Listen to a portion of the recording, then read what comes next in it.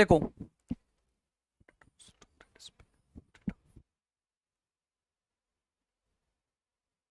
Audit of spare parts and store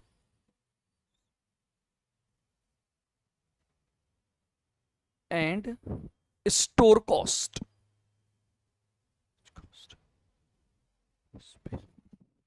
देखिए, अगर हमें एक चेकलिस्ट बनानी है या ऑडिट प्रोग्राम बनाना है किसके रेस्पेक्ट में, स्टोर और स्पेयर पार्ट के रेस्पेक्ट में, तो देखिएगा सबसे पहला काम हमें क्या करना है कि हमारे जितने भी कॉस्ट सेंटर्स होते हैं, कॉस्ट सेंटर्स मतलब जहां पर कॉस्ट इनकर्ड हो रही है, कॉस्ट सेंटर्स ध्यान से समझना, कॉस्ट सेंटर्स का मतलब क्या होता है, जहां पर हम कोई भी कॉस्ट इनकर्ड कर रहे हैं। तो ये पहला पॉइंट क्या बोल रहा है कि कॉस्ट ऑडिटर को हर पर्टिकुलर कॉस्ट सेंटर से इंफॉर्मेशन अवेलेबल करनी लेनी पड़ेगी, expenses on spare and store cost, and store cost. यानी हर सेंटर से हम एक इंफॉर्मेशन कलेक्ट करेंगे कि आपके यहां पर क्या स्टोर या स्पेयर की कॉस्ट इनकर्ड हुई है। इस इंफॉर्मेशन को लेने के लिए हम कंपनी का अगर कोई ईआरपी सिस्टम है उससे इंफॉर्मेशन ले सकते हैं, उनका जो सीएमए डिपार्टमेंट या कॉस्ट डिपार्टमेंट है उससे इंफॉर्मेशन कलेक्ट कर सकते हैं, या हम फाइनेंस डिपार्टमेंट से हम क्या कर सकते हैं, इंफॉर्मेशन ले सकते हैं। तो सबसे पहला काम ऑडिटर को क्या करना है, the cost auditor should obtain the information for each cost centre about the expenses incurred on store and spare. यानी बेसिकली कॉस्ट सेंटर वाइज एक लिस्ट चाहिए मुझे, expenses incurred on store cost. Now second point ध्यान से सुनना, अब अगर मुझे ये पता लगता है कि किसी भी पर्टिकुलर कॉस्ट सेंटर पर अगर कोई सब्सटेंशियल इंक्रीज इन एक्सपेंडिचर हुआ है, यानी पिछले साल के कंपैरिजन में इस साल एक सब्सटेंशियल अमाउंट का इंक्रीज हुआ है, तो उसका रीजन उस पर्टिकुलर कॉस्ट सेंटर के हेड से पूछूंगा और उसे रोकने के लिए एप्रोप्रिएट एक्शन लेने पड़ेंगे। तो यानी अगर मैं इसमें सेकंड पॉइंट लूं तो क्या करूंगा, ध्यान से सुनना, जो कॉस्ट सेंटर वाइज मैंने इंफॉर्मेशन ऑब्टेन की है मैं इसको कंपेयर करूंगा इसी कॉस्ट की प्रीवियस ईयर के डेटा से, और ये देखूंगा अगर कोई substantial increase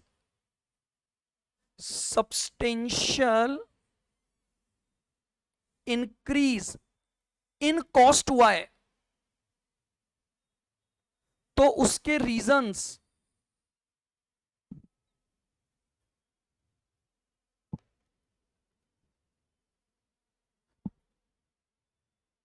should be discussed, reasons should be discussed with head of such cost center।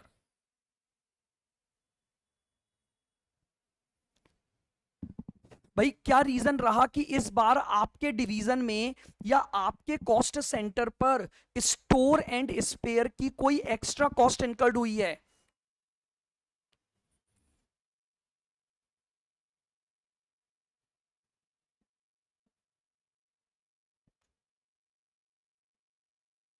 Appropriate action to prevent.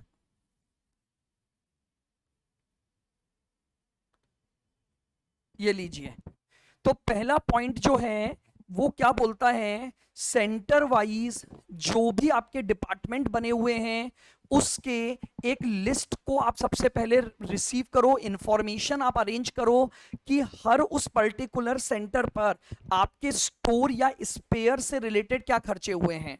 दूसरा पॉइंट, अब उन खर्चों को कंपेयर करके ये चेक करो कि कहीं प्रीवियस ईयर के कंपैरिजन में करंट ईयर में कोई सब्सटेंशियल इंक्रीज तो नहीं हुआ है।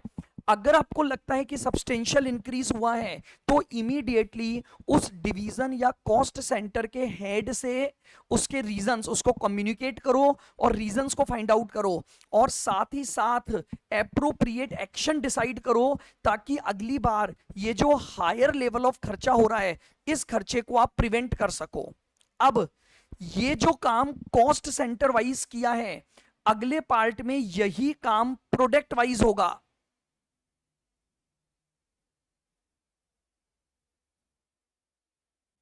कॉस्ट ऑडिटर को हर प्रोडक्ट के लिए जो भी स्टोर और स्पेयर के एक्सपेंसेस हैं उनकी इंफॉर्मेशन लेनी है। पहले तो हमने ली सेंटर वाइज, फिर अगली बात पर उसने बोला कि आप अब यही डेटा सेंटर वाइज के बाय क्या लोगे, प्रोडक्ट वाइज कलेक्ट करो। Product wise expenses incurred on store and spare। अगला काम ये बना, थर्ड पॉइंट, ठीक है, ये मैंने फोर्थ नंबर पर लिखा हुआ होगा बट वो कंपैरेटिवली मैं यहां ले जाऊंगा। और फोर्थ पॉइंट इसी तरह का ये पॉइंट आ जाएगा, अगर कोई सब्सटेंशियल इंक्रीज नजर आता है, सब्सटेंशियल इंक्रीज, अगर आपको लगता है कि किसी भी प्रोडक्ट में सब्सटेंशियल इंक्रीज हुआ है तो उस सब्सटेंशियल इंक्रीज के रीजन के लिए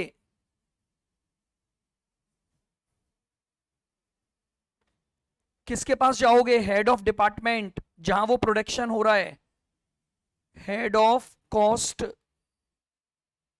सेंटर वाले के पास जाओगे। यानी हेड ऑफ सेंटर की जगह मैं बोलूं कि जो प्रोडक्ट बनाने वाला डिपार्टमेंट है, आप क्या करोगे, जहां पर ये प्रोडक्ट बन रहा है उसके हेड ऑफ द डिपार्टमेंट या head of the cost centre से ये पता करोगे कि क्या रीजन रहे कि इस बार इस पर्टिकुलर प्रोडक्ट में आपकी एक्सेस स्पेयर या स्टोरेज कॉस्ट लगी है, और उसको प्रिवेंट करने के लिए एप्रोप्रिएट एक्शन लेने का प्लान बनाओगे। तो 4 पॉइंट तो ये हो गए। पहला, सेंटर वाइज लिस्ट तैयार करो और सेंटर वाइज लिस्ट से सब्सटेंशियल इंक्रीज ढूंढो और उसके डिपार्टमेंट हेड से संपर्क करो, रीजन जानो, एप्रोप्रिएट एक्शन लो। फिर यही काम जो आपने सेंटर वाइज किया है उसी काम को प्रोडक्ट वाइज करोगे। यानी अब आप प्रोडक्ट वाइज हर प्रोडक्ट के स्टोर और स्पेयर पर आपने जो खर्चा किया है उस खर्चे को क्या करो, कैलकुलेट करो और उसकी लिस्ट बनाओ। फिर वापस से उसको चेक करो कि यार इस प्रोडक्ट में पिछले साल तो इतना लगा था, इस साल इतना लगा। अगर कोई सब्सटेंशियल इंक्रीज आपको नजर आता है, इमीडिएटली उसके हेड ऑफ द डिपार्टमेंट से क्या करो, कांटेक्ट करो और उससे उसके रीजन पता करो, और फिर रीजन पता करने के बाद कुछ एप्रोप्रिएट एक्शन उठाओ ताकि उसको अगली बार के लिए आप क्या कर सको, प्रिवेंट कर सको।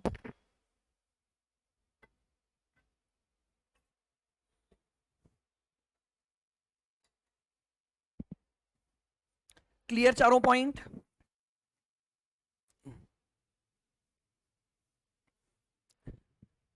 नेक्स्ट, अब कॉस्ट ऑडिटर, थर्ड पॉइंट पढ़ रहा हूं, third bullet point, cost auditor can pick up a few item of store and spare and ensure that they have been booked against the correct cost center। अब आपको immediately हर individual item को तो आप check नहीं कर सकते, तो ये बोलते हैं कि टेस्ट चेकिंग करेगा कॉस्ट ऑडिटर। कॉस्ट ऑडिटर क्या करेगा कि कुछ मेजर आइटम का मतलब होता है category A item. Category A item का मतलब होता है ऐसे सेंटर्स जहां पर major part of spare part और स्टोर की कॉस्ट इनकर्ड हुई है, उनको आप क्या करो, टेस्ट चेकिंग के लिए उठाओ और ये इंश्योर करो कि उनको करेक्ट कॉस्ट सेंटर पर ही एलोकेट किया गया है। यानी जिस पर्टिकुलर डिपार्टमेंट में वो स्टोर और स्पेयर की कॉस्ट इनकर्ड हुई है, उसका जो अपोर्शनमेंट है, उसकी जो बुकिंग है, मतलब उसको उसी डिपार्टमेंट के अगेंस्ट आपने चार्ज किया है, इस बात को आपको चेक करना पड़ेगा। फिर उसके बाद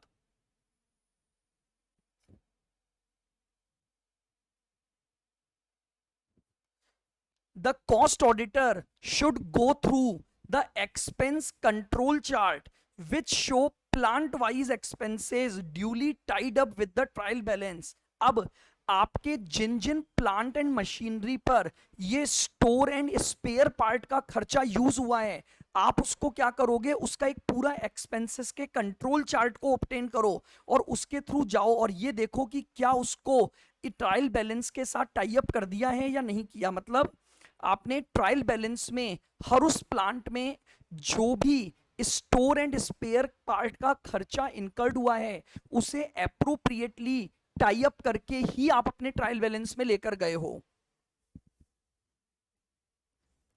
और फिर लास्ट पार्ट में प्रोडक्ट वाइज पर मेट्रिक टन का एक्सपेंस फॉर प्रीवियस 5 ईयर्स आपको क्या करना है, उनसे मांगना है। और अगर आपको यह पता लगता है कि पर मेट्रिक टन का खर्चा हायर है due to lower capacity utilization, तो ऑडिटर शुड रिपोर्ट इट। आप समझो, अब क्या हुआ, आपने पिछले 5 सालों की एक रिपोर्ट बनवाई, एक रिपोर्ट उनसे ली कि हर साल का पर मेट्रिक टन का स्टोर एंड स्पेयर के खर्चों की हमें लिस्ट बनाकर दो। अब आप समझो, पर मेट्रिक टन की जो, अगर आपकी कैपेसिटी यूटिलाइजेशन कम होने की वजह से भी अगर आपका खर्चा क्या हुआ है, पर मेट्रिक टन का इंक्रीज हो गया, या आप इसमें इस तरह से भी इसको लिख सकते हो कि अगर ऑडिटर को यह पता लग रहा है कि पर मेट्रिक टन का खर्चा क्या हो रहा है, इंक्रीज हो रहा है in comparison to previous year, तो आपको इमीडिएटली इस बात की रिपोर्ट किसको देनी होगी, मैनेजमेंट को देनी होगी। ये पॉइंट आपको लिखने हैं audit of store and spare में। एक बार वापस से देखो समराइज। पॉइंट नंबर 1, सबसे पहले ऑडिटर क्या करेगा, सेंटर वाइज या डिपार्टमेंट वाइज एक लिस्ट रिसीव करेगा कि हर पर्टिकुलर डिपार्टमेंट में स्टोर एंड स्पेयर पर कितना खर्चा हुआ है, पहला रूल। दूसरा, अगर उसे किसी भी डिपार्टमेंट में पिछले साल के कंपैरिजन में इस साल कोई सब्सटेंशियल इंक्रीज नजर आ रहा है, वो इमीडिएटली डिपार्टमेंट हेड से संपर्क करेगा, उससे उसके रीजन लेगा और रीजन लेने के बाद क्या बताएगा, उसको करेक्ट करने, उसको प्रिवेंट करने के तरीकों पर बात करेगा ताकि अगले साल उसको प्रिवेंट किया जा सके। तीसरा पॉइंट, जो लिस्ट स्टोर एंड स्पेयर की आपने डिपार्टमेंट वाइज ली थी, अब एक और लिस्ट प्रिपेयर करोगे प्रोडक्ट वाइज। प्रोडक्ट वाइज यानी अब आप क्या करोगे, जितने भी प्रोडक्ट आप मैन्युफैक्चर कर रहे हो उन प्रोडक्ट में जो भी स्टोर एंड स्पेयर पार्ट का खर्चा हुआ है, उस स्टोर एंड स्पेयर पार्ट के खर्चे को की लिस्ट भी आप लोगे। फोर्थ पॉइंट, अब आपने ये जो प्रोडक्ट वाइज लिस्ट ली है इसको कंपेयर करो। अगर आपको ऐसा लगता है कि किसी भी प्रोडक्ट की जो ये स्टोर एंड स्पेयर कॉस्ट है इसमें एक सब्सटेंशियल इंक्रीज हुआ है, तो उसके लिए कंसर्न हेड ऑफ डिपार्टमेंट से उसके रीजंस लो और अगेन उनके रीजंस के बाद एक एप्रोप्रिएट एक्शन प्लान बनाओ ताकि आप उसको क्या कर सको, रिमूव कर सको या उसको प्रिवेंट कर सको। 4 पॉइंट तो ये क्लियर हो गए। अब सुनना, 5वां पॉइंट होता है मेजर कॉस्ट ऑफ स्पेयर और स्टोर के कुछ आइटम उठाओ जहां आपको लगता है कि यहां पर मेजर खर्चा स्टोर एंड स्पेयर का, जैसे मान लो फॉर एग्जांपल इसको बोला जाता है category A chart. Category A chart का मतलब है, जैसे मान लो आपका टोटल स्पेयर का खर्चा हुआ 80,000, आपको यह पता लगा कि यार इसमें से 50,000 का खर्चा इस पर्टिकुलर डिपार्टमेंट ए में हुआ है, तो जो भी मेजर स्टोर एंड स्पेयर के खर्चे होने का डिपार्टमेंट है या कॉस्ट सेंटर है, उसको चेक करो और ये देखो कि स्टोर और स्पेयर के खर्चों का एप्रोप्रिएट एलोकेशन किया गया है या नहीं किया गया है, यानी उस खर्चे को उसी कॉस्ट सेंटर के अगेंस्ट बुक किया जाना चाहिए। नेक्स्ट, प्लांट वाइज एक कंट्रोल एक्सपेंसेस चार्ट को आपको क्या करना पड़ेगा, गो थ्रू करना पड़ेगा। प्लांट वाइज का मतलब हो गया कि किस पर्टिकुलर प्लांट के ऊपर कितना स्टोर एंड स्पेयर का खर्चा हुआ है और उसके खर्चे को उसी प्लांट के साथ टाई अप करके आपने ट्रायल बैलेंस में दिखाया हो। और लास्ट पॉइंट, पर metric ton expenses for 5 years, 5 सालों के प्रीवियस 5 इयर्स के एक लिस्ट बनाओ। एक लिस्ट के लिए बोलो मैनेजमेंट को कि भैया मुझे लास्ट 5 ईयर की पर मेट्रिक टन के खर्चों की एक लिस्ट दो। और ये देखो, अगर कहीं पर भी ये पर मेट्रिक टन कॉस्ट लोअर कैपिटलाई कैपेसिटी यूटिलाइजेशन के बाद भी अगर बढ़ रही है तो इसकी रिपोर्ट मैनेजमेंट को दो।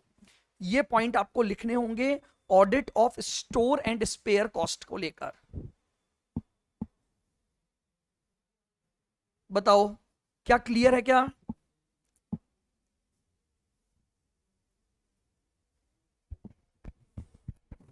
आपकी वॉइस नहीं आएगी शायद।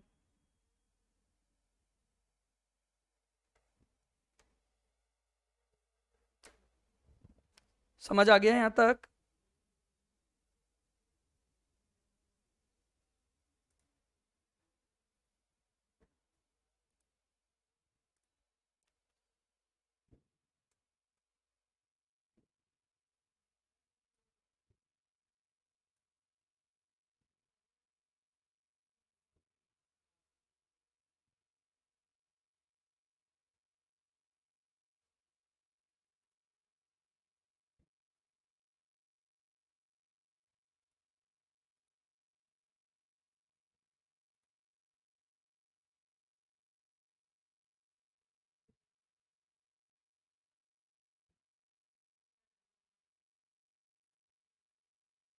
चलूं आगे।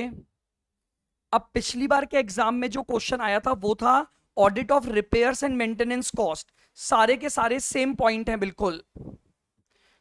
Audit of repair and maintenance cost,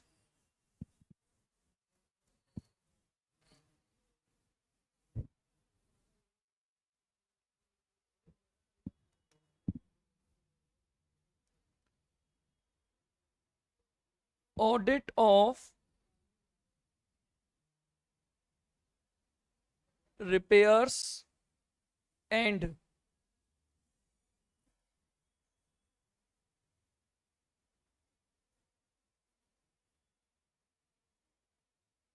maintenance cost. बिल्कुल एग्जैक्टली सेम पॉइंट हैं। सबसे पहले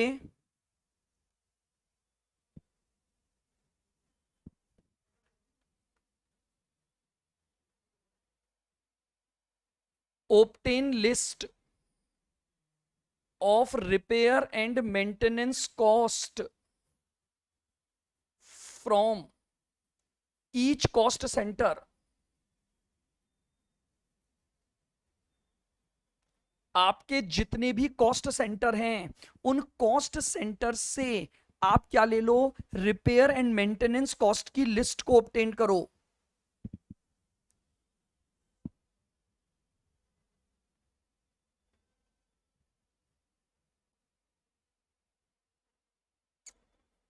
reasons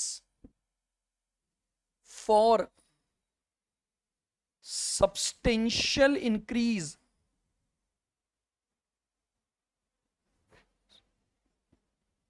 in cost in any particular cost center should be discussed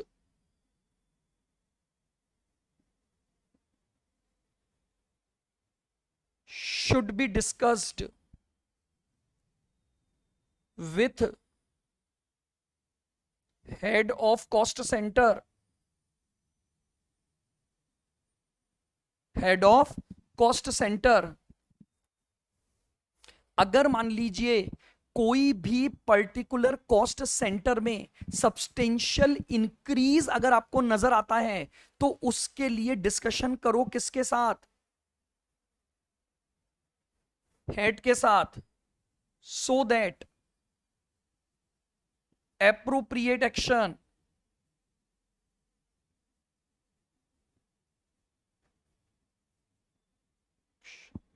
can be taken.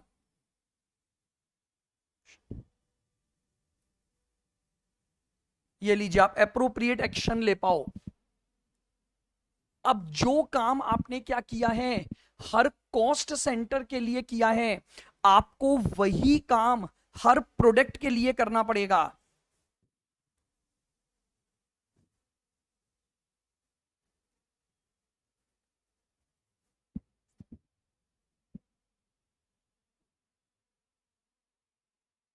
obtain information,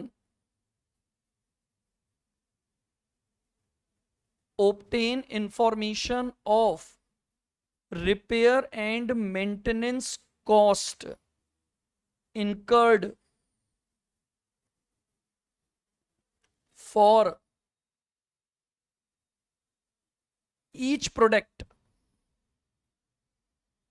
ये लीजिए, हर प्रोडक्ट के लिए आपने जो जो रिपेयर और मेंटेनेंस कॉस्ट इनकर्ड की है, उस कॉस्ट की इंफॉर्मेशन अब आप क्या करोगे, रिसीव करोगे।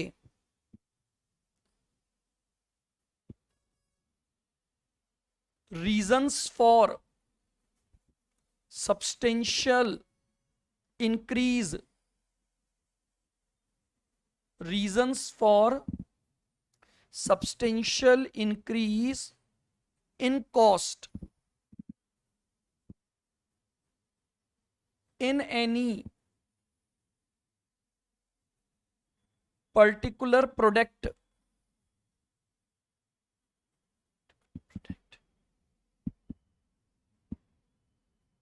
should be discussed, should be discussed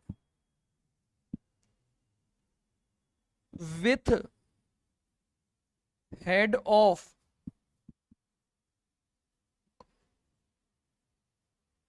cost center so that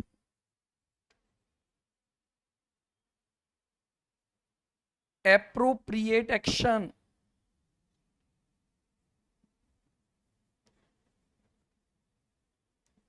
can be taken, appropriate action can be taken। आप क्या ले पाओ, appropriate action ले पाओ।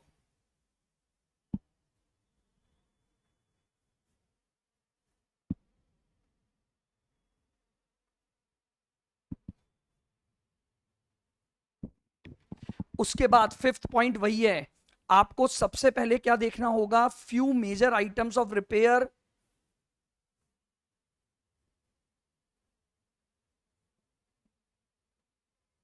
check few items of major repair and maintenance cost and ensure that such